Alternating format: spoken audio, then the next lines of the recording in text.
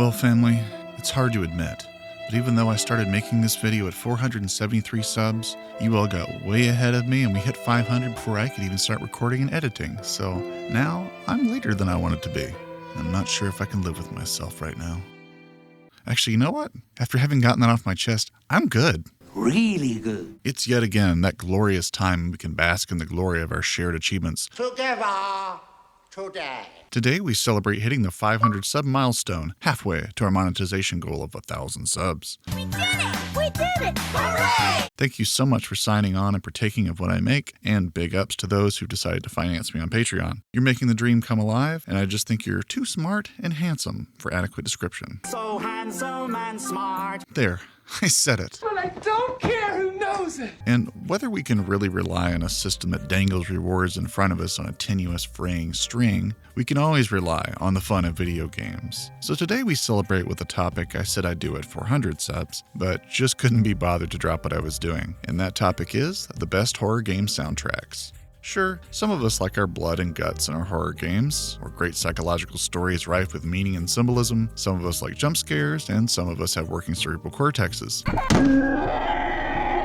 But what's essential to any good horror experience is a compelling soundscape, whether it's just creature noises, radio static, or poltergeist activity. But the part of the sonic experience I want to focus on today is the music, the scores, soundtracks, whatever you want to call them, that are so compelling you don't even need their in-game context to enjoy them. And this list is not meant to be comprehensive or definitive, it's just a reflection of taste. I'm going to listen to 20 of your submissions, 15 of which will be more traditional horror pieces, and 5 that we often don't think of as horror games, but sound pretty creepy nonetheless. I had a lot of fun learning this new type of video format that just doesn't, write itself like a review typically does. And I have to thank Brendan Hambley for this suggestion, as well as for his incredible work as a co-composer on the game that I never cease to rep, Chasing Static by Headwear Games. So much thanks to him for that again, and also to he and his brother for being super cool about the review I did for them on Chasing Static, supporting this channel, and even shouting me out on their Bandcamp page. Squee!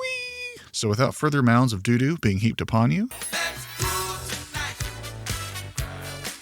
No, seriously, it's fine. Just do it! Don't make it weird. This is supposed to be a happy occasion.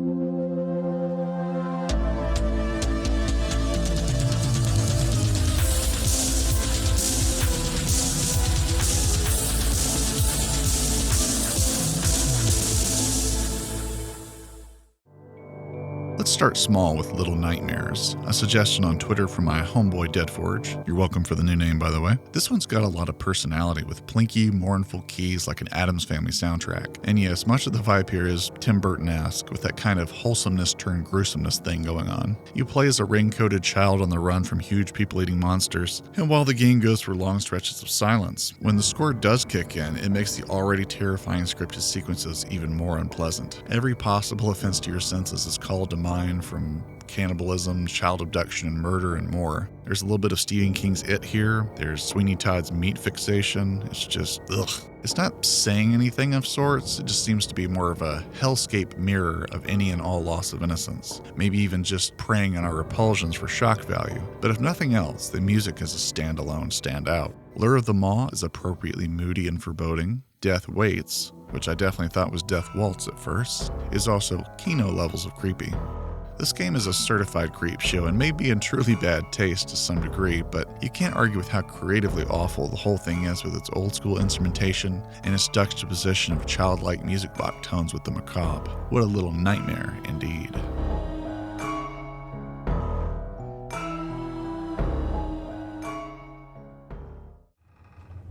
The Dark Forest was the last place I wanted to go, but I had no choice. I had to get to the gas station.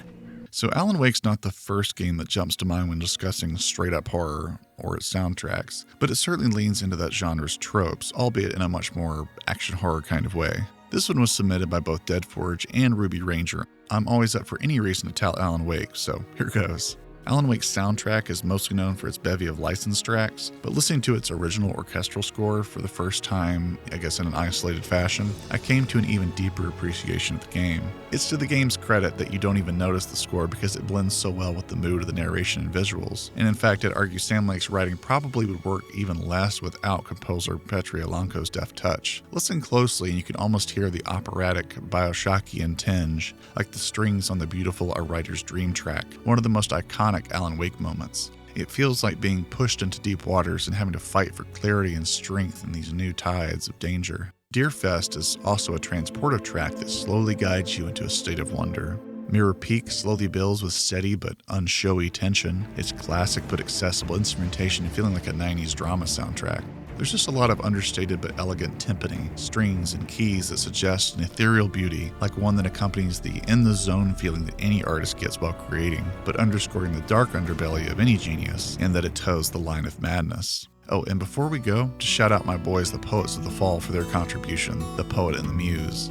Vocalist Marco Seresto's rich baritone and evocative lyrics perfectly sell the soulful and detailed eye of a writer like Alan Wake and paints a pleasingly melodramatic picture of the game's narrative as well. And just wait for that solo to break out at the 3-minute mark. My goodness.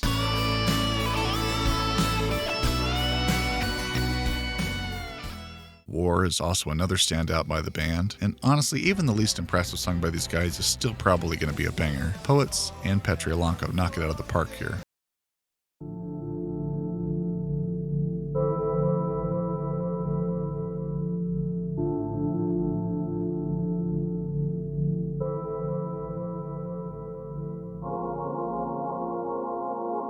Alan Wake may be a hard sell to some as a bona fide horror game, but I don't think many would argue that Silent Hill 2, one of the most beloved ever made, fits the bill. As if its story and themes weren't legendary enough, its lasting impression is in no small part due to the distinctive sound by Akira Yamaoka, who's scored quite a few Silent Hill games in his day, and who counts Silent Hill 2 as his favorite thing that he's made. It's hard to understate just how distinctive and connotative tracks like White Noise are, even independent of Mary's classic voiceover she tells James to come find her in a town called Silent Hill. RubyRangerr and Randolph requested this one, and Randolph actually calls music like this Yamaoka, and I totally get it. Very few other people even attempt ethereal, otherworldly music like this, and even fewer get it right. Now, if you're a man or woman of culture, you can distinctly hear the influences of Angelo Badalamente's ambient affinities in the track Forest, with its echoey synths backing stark keywork. That's Silent Hill as much as clanging sounds, jittering meat bags, and rusted industrial facilities are. Where Yamaoka really makes his mark is how he can perfect this distinctive ambient style and yet still have room in his repertoire for utterly glorious 2000s cheese like the theme of Laura, with its absolutely iconic melody line you recognize in the first couple pickup notes, and then that excellent musical conversation between the bass notes and that ringing open chord. Just so good. This contrast in tone and style would become a staple of nearly every Silent Hill to come, as we'll see later on in this list. Mr. Yamaoka once said that he always tries to combine, the principles of visual art in music whenever he writes songs, and that makes sense because his music evokes so much imagery and feeling. The genre and the industry would be so much less without his distinctive and inspired contributions, so we could not include it on this list, as it was certainly the first game I thought to include myself, even as oversaturated as it is in the YouTube video essay space. Can't keep a classic down, I guess. Anyway, let's go.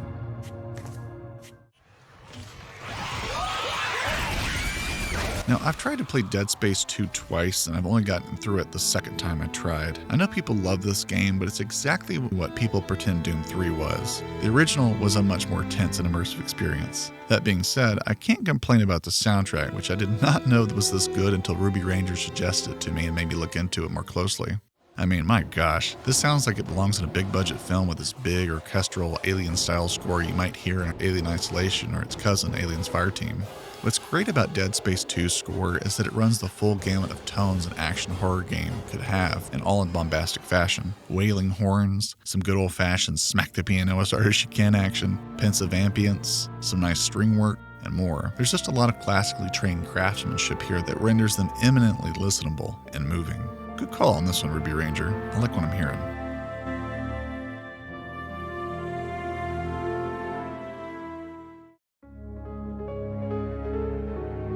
Well, you know we couldn't go too long without stumbling upon something from the Resident Evil series, so let's take a nice relaxing break within the save room theme for Resident Evil 2, suggested by Two-Headed Hero on Twitter. Now, I didn't grow up playing the first 3 games, so this tune doesn't have the same impact on me as it does many others, but I can't argue it's not a neat track.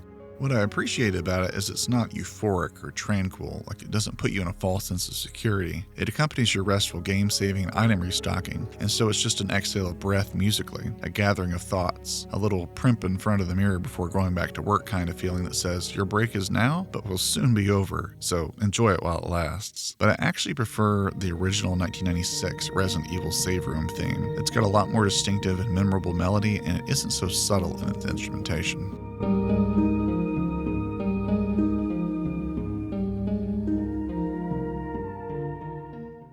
Soma. Score by Mikko Tarmia, suggested by my good buddy Shkotsky on Discord. So I haven't played Soma yet, but I definitely will someday as it's on Game Pass now and even more tantalizing than ever. And as you know, I loved Amnesia: The Dark Descent. The vibe I get here is a more lush realization of Amnesia's solemn wanderings and puzzles through a Bioshock Alien Isolation-style underwater facility, with shades of Signalis' mysterious dark-haired lady protagonist, as she or someone she knows deals with an identity crisis of sorts. But do I have that about right, as far as Soma's plot? I don't know any twists, I just know that there are some, but leaving this here so I can brag about how wicked prophetic I am later. Anyway, We're here for the soundtrack, not my Nostradamus impression. So let's get to the 2 main tracks that Shkotsky wanted to draw our attention to. So immediately upon firing up the 24th track called Satellite, which I'm told accompanies a very important scene in the game, I'm reminded of a similar one-note piano start, like the tune Into the Fray that you've heard in countless movies like The Grey starring Liam Neeson.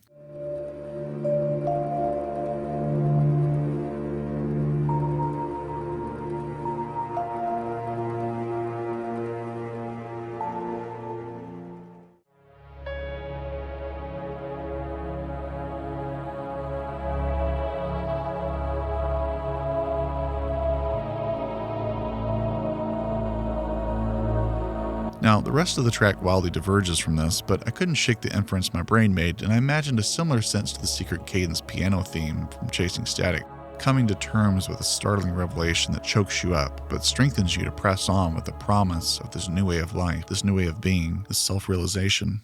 Of course, the end credits theme is far more somber than that, but it's meditative, ruminating, nostalgic, and as peaceful as a fade to black or of sinking beneath waves, like it's coming to terms with enlightenment, but also a hollowing out of self, a jettisoning of the beloved but no longer obtainable out into the sea. Whether that's the cold embrace of death or the acceptance of its inevitability, I'll find out soon enough when I play it someday. But I thought this was a good one to go in full-on blind and not try and figure it out, just feel what the music is telling me. Time or the comments will likely tell me how well I did.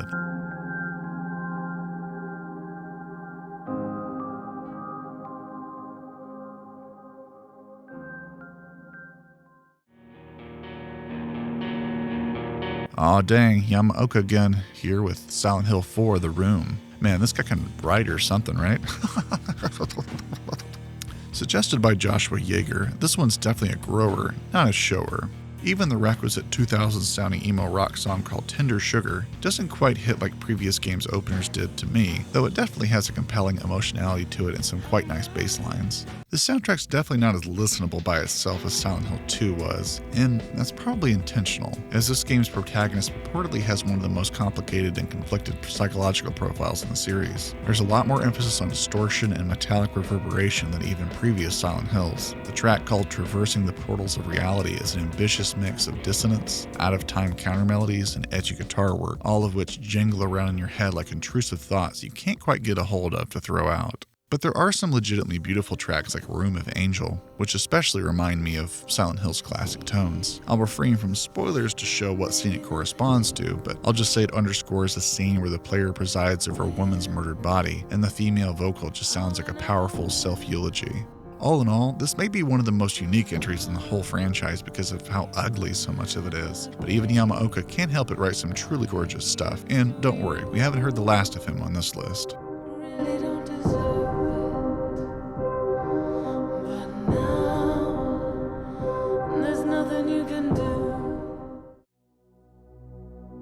Cry of Fear by Andreas Ronnberg, Bxmmusic, and Muddasheep was another keynote suggested by Joshua Yeager. So Cry of Fear has been high on my list of games to play, seeing multiple reviews and gameplay snippets, but my god, if it just doesn't work worth a damn on my machine and keeps crashing. Someday I'll try again, but in the meantime, let's just enjoy the soundtrack, which is really, really good. I mean, there's over 4 hours of unique music in this game. I know it's got 3 composers, but that's just insane for what is a free mod game. But don't worry, that's what people like me are here for, to give even those unpaid workers the credit they deserve, if nothing else. This soundtrack is end-to-end incredible, so let's take a look. The opening track, Dark City, is a beautifully sad track whose piano melody just keeps getting overshadowed by intrusive background swells, hinting at what's to come. Crow is a melancholy track times 1,000, but with a hopeful pop rock counter melody, hope I'm using that term right, in the background. Very pleasant stuff. Anxiety continues this sort of arpeggiated style that reminds me of Smashing Pumpkins' Tonight Tonight intro, but it's not long before the shiznit hits the finizzle in the game, and the soundtrack follows suit. Twisted Mind's dragging cello sneers at you, warning you there's something naughty coming. Chainsaw Reaction is not only a very decent short track, but it has one of the best names I've ever heard. But let's transition over to what will ruin your pants and probably your mood, and that's the wrong side of the soundtracks, the industrial bits. Escalator to Hell sounds like someone throwing dead bodies in an elevator shaft with its mean-sounding strings and crashing percussion. Something Lurking is like the death metal of ambient core. It's implacably evil sounding, and I may be hiding under my bed with my blanket, hoping it goes past before writing the rest of this sentence. But wait, there's more. The worst thing I've ever heard in my life is Spin My Mind.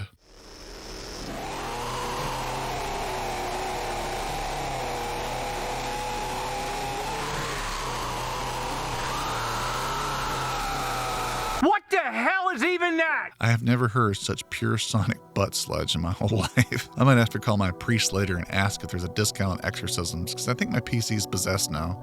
So I'll end this section with some relief from the fittingly named conclusion. Its background synth sounds so much like a Yamaoka callout, and I love it. Wonderful track, and one of many wonderful tracks. After that last heavy entry, let's check out Resident Evil Dead Aim and brighten the mood up a little bit. This is one of the soundtracks I never would have encountered without the recommendation of Tequila Sunset on Twitter. This is a third-person exploration, first-person combat light gun game with an equally unique 80s-style soundtrack full of synths and percussion. The aptly named introduction track is a funky, upbeat number I just expected Stain to start crooning over at some point. I like the save room theme here too, all synthy expectance as we take a well-deserved respite. I also love how the soundtrack will sometimes overshadow dialogue and cutscenes for no good reason other than it's probably trying to tell us it's a lot more worth listening to. How many times are you expecting me to save you, mister? Come on, what are friends for? I didn't realize this was a legit, goofy, but playable entry either. I just thought this was like Virtua Cop or Time Crisis, you know, like one of those classic on-rails light gun shooters. So I was pleasantly surprised and may actually have to emulate this one someday and get a first-hand experience of those sweet, funky beats. Nice one, Tequila Sunset. We don't have much time. Let's go. So I first got introduced to Mundaun through Grimbeard, and I really liked what I saw. You'll probably really dig the hand-drawn art style of Mundaun too, and of course, you'll get to listen to its wonderful soundtrack as well. Suggested by Joshua Yeager, composed by Barengo. I have to first commend how excellently moving the first 2 minutes of the main theme is, swelling and crashing like soft waves before hints of fear and doubt creep in at the 2-minute mark, polluting the water as it were.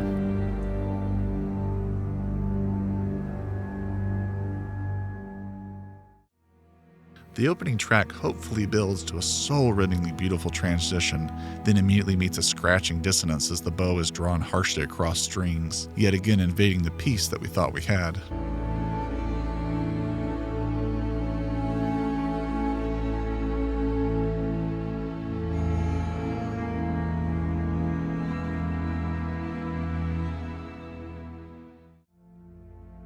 Ambience number 3 is another standout with an incredible string build-up, yet again, and an actually incredible musical resolution at 7 minutes and 5 seconds.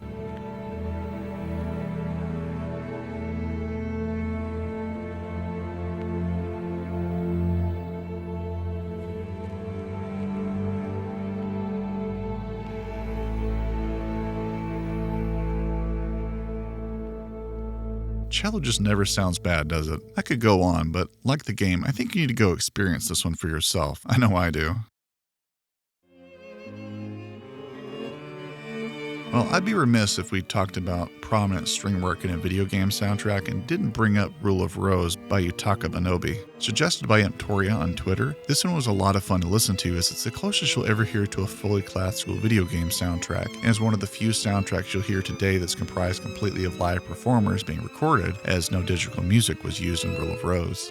Every track, and I mean every track, either stars or features the violin. Even the jazzy theme song at the end called A Love Suicide with Hiroshi Murayama on piano and soulfully sung by his wife Kaori Kondo. This soundtrack doesn't have a ton of variety to it, but it is very pleasing in a way like what your parents probably like, the oldies but goodies. I'm excited to dig this one up off the abandonware web and dive into it someday myself, as I have a soft spot for this kind of music, as it was often being played on my grandfather's record player at his house whenever we came over. An anecdote that's even more sentimentally rousing on this day, since I just came back from selling some of his old records to help clean out his estate and, give someone some good use out of them. You always did have great taste in music, Grandpa.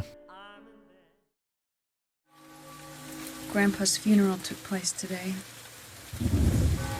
Although the ceremony went well, it did nothing to console me. I feel empty.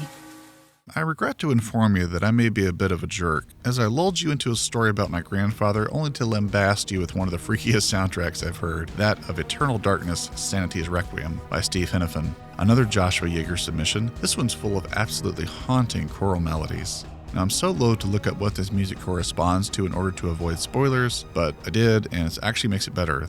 This is a cool looking game. Okay, so this is coincidentally weird that the game starts off with the funeral of one of the characters' grandfathers, but anyway.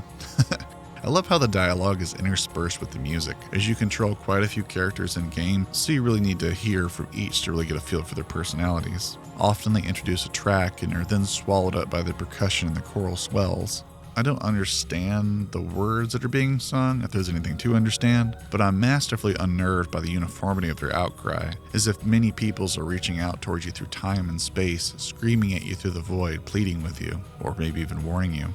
If you liked Amnesia's soundtrack, there's a lot to like here, as this one's reminiscent but much more dramatic and arresting. I've always heard a lot about this one because of it being one of the first games to have sanity mechanics, along with Alanko through the dark corners of the earth, and I'm now even more intrigued to try it out one day. So enjoy the tunes, if your sanity can withstand it.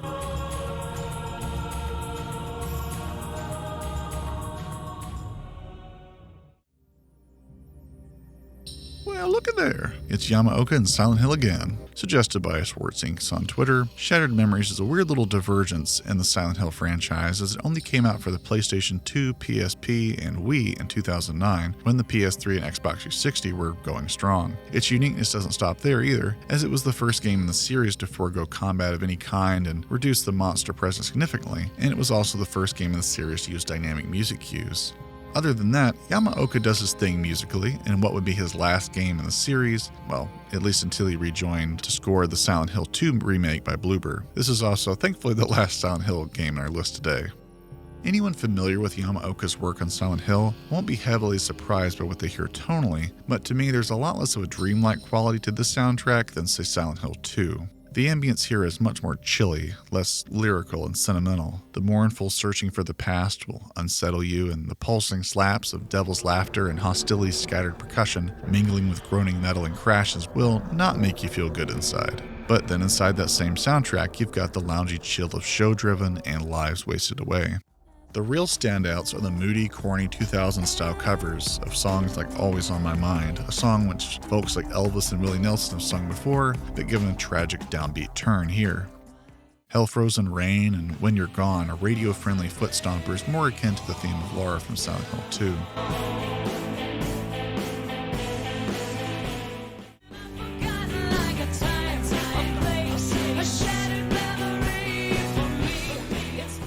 My favorite track is Childish Thoughts, a song that could be just as much in Silent Hill as in American McGee's Alice game. It's just got that kind of unnerving versatility to it. So yeah, man, this is a really interesting soundtrack, and I'm excited to emulate this one day and hear it all firsthand. Great selection, Swartz. Schwartz also sent me another great soundtrack via YouTube called Siren, or Forbidden Siren as it's called in Japan, which is a PS2 era horror game that's set firmly in Japan and references a lot of Japanese specific folklore, and lets you sight check into nearby characters to see things from their perspective so you could ascertain enemy positions and item locations. And because you really wanted to sneak past the majority of these shinobi ghouls rather than confront them, this ability was invaluable. I'm really excited to emulate this one in particular because I was completely unaware of it until it was suggested to me, and it looks pretty hard, but it also looks pretty satisfying because you just don't see that creative of a mechanic that actually informs the backbone of gameplay very much. But in the meantime, lend me your ears and I'll destroy them with the truly wicked sounding score by Hitomi Shimizu. The soundtrack is mostly ambient and understated, but is constantly undulating beneath the still atmosphere with a hellish restlessness. Muted roars and moans echo throughout the background, as if the voices of the dead shinobi are crying out to you from beyond the grave. Oh, and quick aside, what the hell is this crap at the end of the game? Good grief. What the hell is even that? It's truly freaky stuff, and to be honest, I had such a viscerally unpleasant reaction that the soundtrack at first, I decided at first not to feature it, but I'm glad I rethought the roster here last minute and pulled this one into the rotation. It mostly just sounds like a day in hell, just unending suffering put to music, and there's a terrifying beauty to the craftsmanship here. This is one of the most screwed up sounding ones on here, and that's why it's near the end of the horror suggestions, so I didn't, scare you off too soon. But don't worry, there may be worse coming, or better, if you're one of those cool people who likes things that are great at being awful. And the award for the most actual mental anguish given to high-functioning medium goes to Schwalbe's and Joshua Yeager's Great Minds Think Alike submission, the breakout hit Darkwood. It was composed primarily by Artur Kordos, who made most everything else in the game, did the composing duties here, and I'm not gonna lie, I'm not a big fan of top-down anything, and it's taken me a couple different watches of extended gameplay sessions to really get it, but I'm starting to turn around on this one. But enough about my preferences, let's talk music. The opening track is an ambient, slowly drifting melody over heartbeat-like percussion. Rarely do almost purely ambient soundtracks connect with me, but I'm positively terrified while listening to Darkwoods, and I find it so intelligently constructed that I just had to weigh in on it. What's crazy is how much cinematic imagery came rushing to my mind unbidden, as if I'd had foreknowledge of the property, but I didn't. I did not. And while I've never personally played Darkwood, I find tracks like Dream compelling enough to implant myself into the footage I could remember watching, imagining that I was that man who ran headfirst into the interminable blackness, not sure if I could escape, but knowing that I couldn't remain still. I was terrified of not being able to see, and even more afraid of what my flashlight might reveal was actually after me. Actual chills are running up and down my back and legs right now while I'm listening to the track Green People.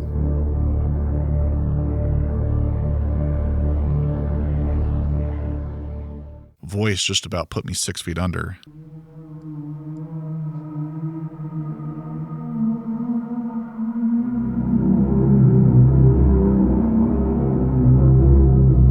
Is that okay? Help! I'm in danger! No, but seriously, listening to this in concert with those incredible breathing sound effects and the crunch of your boots.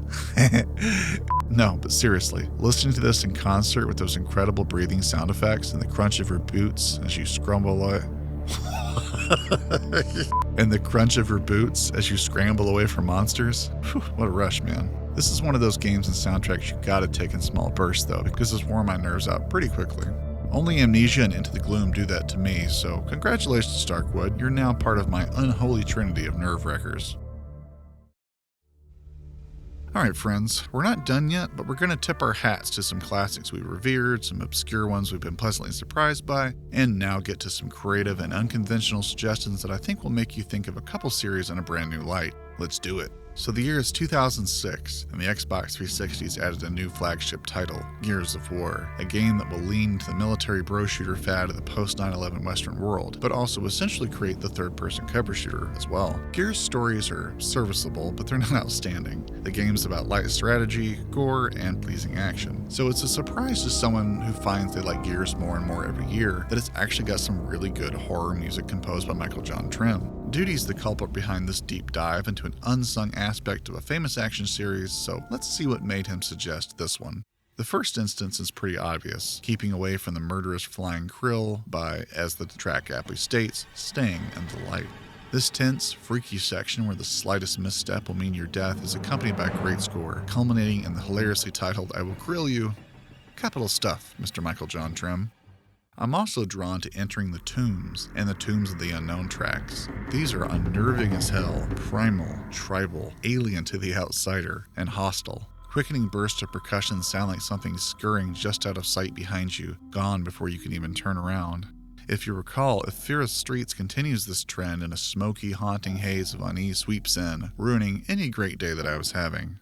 And who could forget that classic warbling track most associated with Gears called 14 Years After E-Day. It's like the good, bad, and ugly theme for bro shooters, and I love it. There are some other instances of creepy music, but I'll leave those for you to uncover, or fun cover.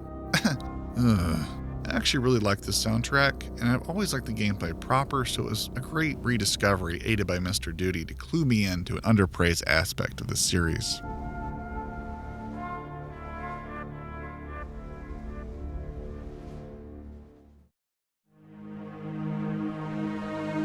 Alrighty, well I guess we should expect Hey Blondie of Hey Blondie and his Stalker playthrough channel Blonfire to suggest Stalker's soundtrack, cause sure enough, he did. Now I have played Call of Pripyat, so I definitely know how lonesome and dreary these games can get. Let's check out how this soundtrack amplifies this feeling. That opening synth, man, miserably minor key. I just love how much I hate the feelings it gives me. It reminds me very favorably of the score and soundtrack, but with slightly more traditional or commonly used instrumentation, i.e., it's more approachable, but no less bleak. The rest of the tracks are pretty uniformly unnerving as well and have a cave-like sonorousness to them. I think this one commenter sums up Stalker's soundscapes very well. It never really changes tempo in separate tracks. It always keeps at this gloomy, suspenseful, somber bellow. Oh, and just to ruin your life like this moment did mine, check out this moment.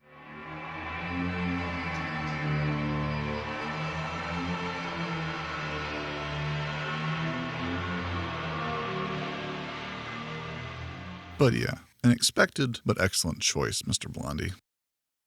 So Lisa the Painful is a fun one if you like abrasive weirdo jams. Lisa the Painful is an indie 2D RPG style game that I've never heard of until Tequila Sunset suggested it to me on Twitter, and is basically one of those charmingly grotesque types of indie games. The soundtrack's not scary, but since it was suggested and it's so unique, I gave it an include here. Now this may be apocryphal, but what's pretty impressive is that the developer Miles Jorgensen supposedly created this soundtrack using the free trial version of the FL Studio DAW. This soundtrack's the definition of working within your means, and I'm excited to jump in with you so I can assault your ears with this stuff. Men's Hair Club gets the funk on bright and early with its delayed weird synthiness into some staccato organy sounding stuff going back to the funk. Beehive's got this nice tribal thing going on, then just breaks down into a slow, tear-jerking piano jam.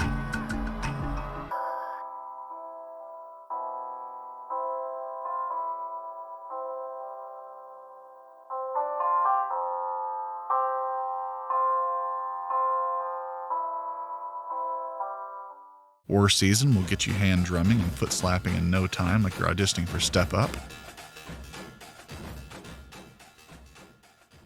I also really like how All Hail the Fisherman just sounds wet and scaly.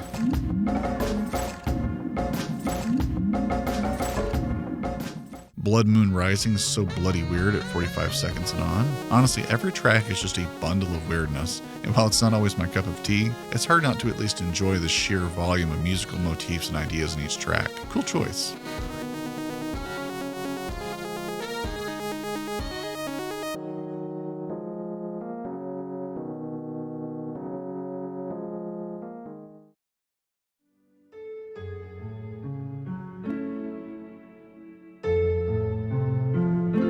Another suggestion by Tequila Sunset was Omori, composed by Bo-In. This is another 2D side-scrolling RPG type of game with quests, turn-based combat, and dialogue options, though much more firmly in the psychological horror space. The game stars Sunny, a socially reclusive boy after a past trauma, and Omori is the name of his avatar in his dream world where much of the game takes place. The crux of the game is finding out the various characters' real-life traumas and uncovering what's true and what's been repressed to preserve the integrity of their minds, hopefully coming into some peace and some enlightenment. I hesitate to say much more, but please check out Sputnik 34's popular and impassioned video on this subject, and be on the lookout for the upcoming video on it from To Games That May Concern as well. Generally speaking, the soundtrack is childlike and almost irreverently playful, matching the Dreamworld's vibe. Now, rarely does it devolve into Silent Hill jams, but when it does, it's a stark contrast that'll make you grimace. There are some blast beat synth tracks like this one that I'm sure you'll have to play the game to understand the nutso context necessary for this departure. Honestly, what's pretty great is that the nearly 4-hour soundtrack means that all the important moments have their own unique tracks accompanying them, making them stand out all the more. I'm not usually a fan of 2D or side-scrollers or anything like this, but people are really high on this game, so I may have to dive in soon, and not just browse the soundtrack like I did here. Alright, well I'll tell you what, let's end with a classic, shall we? I present to you Wayne's submission, the original Metroid, the music of which was composed by Hirosaku Tanaka. Though not typically thought of as a horror game, because this game is about, getting more powerful, not coming to terms with your fears, but who could argue that this soundtrack isn't creepy and a little weird? The menu theme alone just makes me feel like something bad's about to happen. Secret Area sounds like high-pitched beep boop bops and is really hard to listen to. Ridley's Hideout sounds like a vertigo-induced nausea personified. Will the loopiness never end? The Turian theme is apprehensive as hell, like it just reeks of someone looking out their window to make sure you didn't step on their space lawn or something. I really enjoyed reading all the YouTube comments talking about how freaked out the soundtrack made them feel, even telling them it brought up unhappy memories of childhood. Whew, good lord, I feel bad, but also what a horribly nice compliment if that's what you wanted out of your soundtrack, right? This is one of the most surprising and pleasing finds, as I like anything with a little edge added to it, and I did not expect Metroid to be one of the properties that lean that way, so good for Tanaka and company.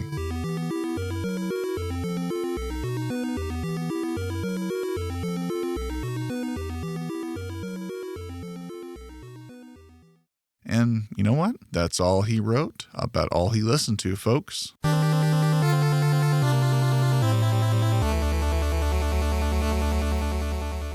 Well, that was a pretty fun departure from the norm, wasn't it? It was pretty freeing and a great way to denote a change of course here on this channel. So we'll be seeing a lot more long-form stuff on here soon, and plenty of it will be getting much more into theory and comparative analysis. Now, I'm nothing if not a simp for finding out why we like art and justifying why certain types of art are worth defending and preserving, so we'll be diving into some deep rabbit holes over the course of 2023. I'll also be a lot more selective with my topics too, both in regards to the algorithm, but also in making sure I'm making good content and not just doing a 75 or 80% of a decent job with a topic and churning them out back to back. More than anything, I want to be proud of the self-expression I'm putting out there, but it'll also have the net effect of my good faith informing the quality of the whole project so that you can enjoy it all the more. So thanks again for getting me here to even be able to celebrate the 500 sub milestone. The saying may go, if you build it, they will come, but there are plenty of architects out there who have made their monuments and are just still wistfully looking out over the parapets of them for any visitors off in the distance. So thanks for helping that not be me, and for validating the stuff I most want to talk about on a daily basis. It's been a joy and an honor to meet and water cooler talk with all of you about our favorite pastime. So cheers, salud, may the wind be ever at your back, and God bless America.